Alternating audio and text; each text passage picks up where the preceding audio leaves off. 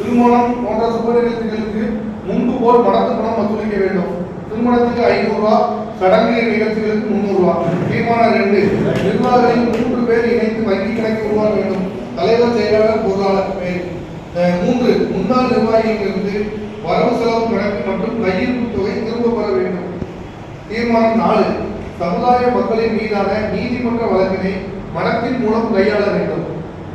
தீர்மானம் 5, மாதத்தின் கடைசி ஞாயிற்றுக்கிழமை அன்று மடத்தில் கூட்டம் நடைபெறும். அன்று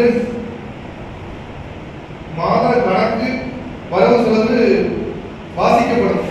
சரியா? 6, மடத்தின் பாதுகாவலர் அவர்களுக்கு சம்பளமாக மடத்தின் வருமானத்தின் மூலம் ரூபாய் 8000 வழங்க வேண்டும். 7, 10,000க்கு மேல் கையிருப்பு கையில் வைக்கக்கூடாது. 8, மாதம் நடைபெறும் கூட்டத்தில் விரும்பும் நபர்கள் ரூபாய் 100 வீதம் நன்கொடையாக தர வேண்டும். 9, மாசி 7ஆம் திருநாளில் காலை 10:30 மணிக்கு மடத்தில் வைத்து பொதுக்கூட்டம் நடைபெறும். மதிய உணவு மடத்தின் பொறுப்பு. கோவில் பிரசாதம் மாலை வழங்கப்படும். 10, வருடத்திற்கு ஒரு முறை சமுதாய மக்கள் அனைவரும் கூடி விழா நடத்தி நம் சமுதாயத்தை சார்ந்த சிறுவர்கள் கல்வியில் சிறந்து விளங்கும் குழந்தைகளுக்கு பரிசு வழங்க வேண்டும். நிகழ்ச்சிகளுக்கு பெண்களும் கலந்து கொள்ள வேண்டும்.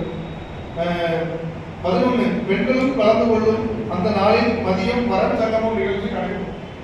12, மடத்தின் உட்பகுதியில் மடத்தின் நமக்கு தானமாக கொடுத்த பெரியவரின் பெயருடன் கூடிய கல்வெட்டு வைக்க வேண்டும். இருந்தால்